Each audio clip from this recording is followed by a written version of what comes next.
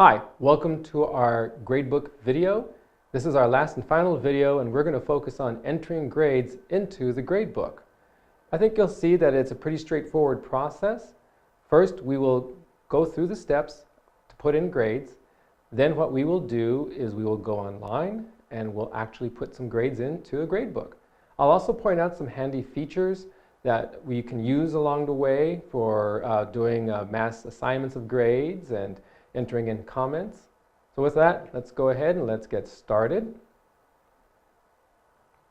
First thing we need to do is from the dashboard, we will click on the hamburger.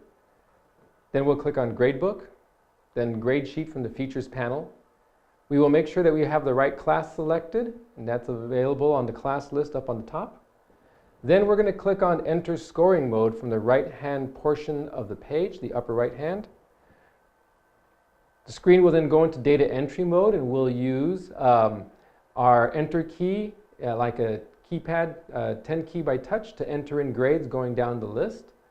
I'll point out some other nice features with that.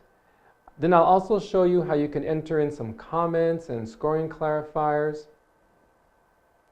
Then we will close that portion up, and I will show you how you can do some mass scoring options.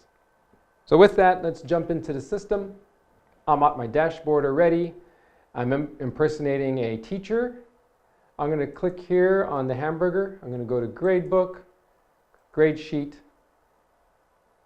Right here I look at my class. Yes, I do want to be in Language Arts. You can see I already have some assignments here. Notice these are color-coded by category. I'm going to go ahead and jump into scoring mode. Notice that I now am in a data entry mode. These have now turned into text boxes that I can type in some grades. So I'll do that right now. 88, enter, 87, 96. So I'm just going to be keying in some grades and pressing the enter key. Now, one thing that was asked of me in a demonstration that I did, which is, can I use the arrow keys to go up and down the list? And you certainly can. And that's something that I recently learned. So notice I can use the arrow keys to go up and down the list. And I can continue entering in grades. All right, so let's say I've put in my grades, and now I want to put in some comments. So let's say that for this particular grade entry here, I need to put in a comment for that because it was a retest situation, and I want to note the new grade as well as retain the old grade. So in GradeSpeed, this was handled in a particular fashion. It's a little different in Skyward. So I go and click on the double right chevron up here. That opens up. I now can pick from some grade clarifiers right here, some score clarifiers. I don't have any defined on the system right now, but you will see things like retest and other things that will be listed here that you can select. So I would select retest from that list.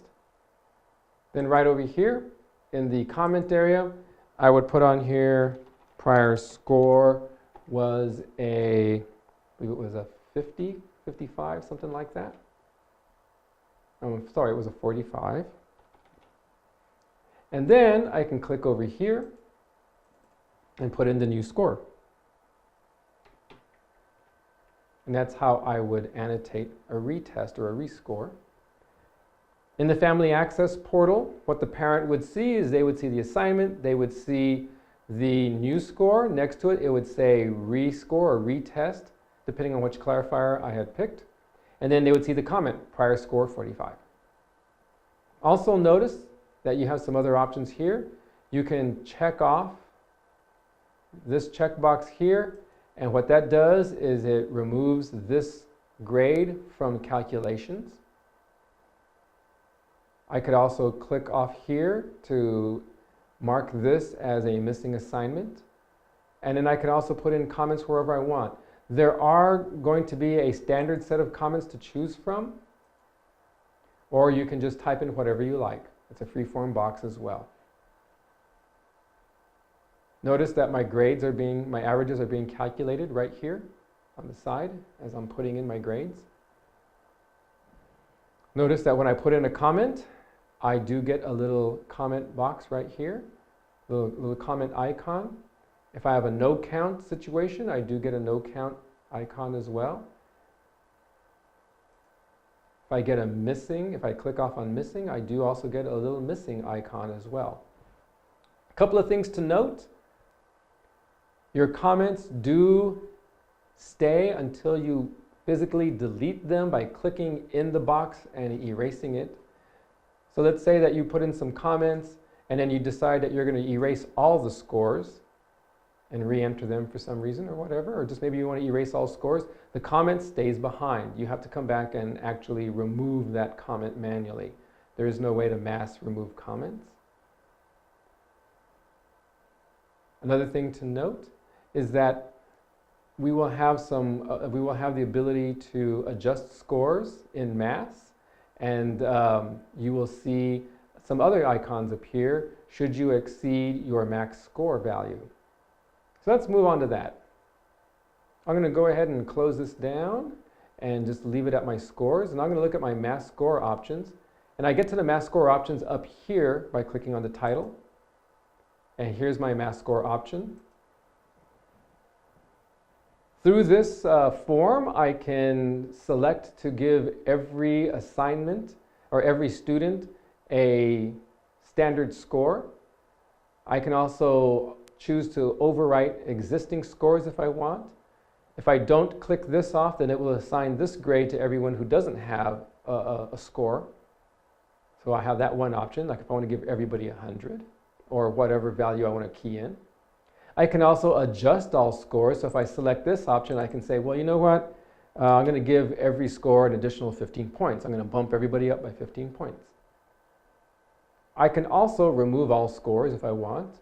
I can set all scores to no count. So let's say that I keyed everything in, looked at this assignment and said, you know what, this just didn't really work out very well for us. I'm going to make it a no count assignment. You can just set them all to no count right here. You can remove the no count setting if you want in mass. You can mark all the unscored as a 0 and missing. You can also remove all the missing markers if you want. And you can remove all score clarifiers. So just for grins, I'm going to leave the adjustment on here for 15 points, and I'm going to click on Save. All right, a couple of things I want you to notice. All the scores went up 15 points. But these ones have a little icon on here that signifies an issue, and that is these scores have exceeded the max score for the assignment. Remember, when I created this assignment, I said max was 100 points. So this is in excess of 100 points. What the system will do is it will not give them credit for anything above that max score. So notice we have a 92 here, and this is at 111 is the score. If I change this to a 100, we still have a score of 92. So notice it did not allow any value above 100 to be used in this calculation. So you do have that little annotation here to tell you. You have exceeded max score. They do not get any additional value for that. All right. Let me exit the scoring mode. And that's all there is to entering in scores into your gradebook. Remember, you can use the mass score option to assign scores in mass or to blank out scores. Also keep in mind, remember, if you put in a comment, even if you blank out the score or erase the score, that comment stays in the gradebook unless you physically go to that comment and delete it. You have to delete it. So remember, the steps are you go to the hamburger, you go to the gradebook, then grade sheet, select your class, then you enter your scoring mode from the upper right hand portion of the page, and then you start entering in your grades for your particular assignment. Don't forget, you can use the arrow keys, the up and down arrow keys, in addition to using the enter key to maneuver around from grade to grade. So I hope you enjoyed this video. Hope you learned some handy pointers for entering in grades into your gradebook, and thank you very much. Watch some other videos. Thanks for your time.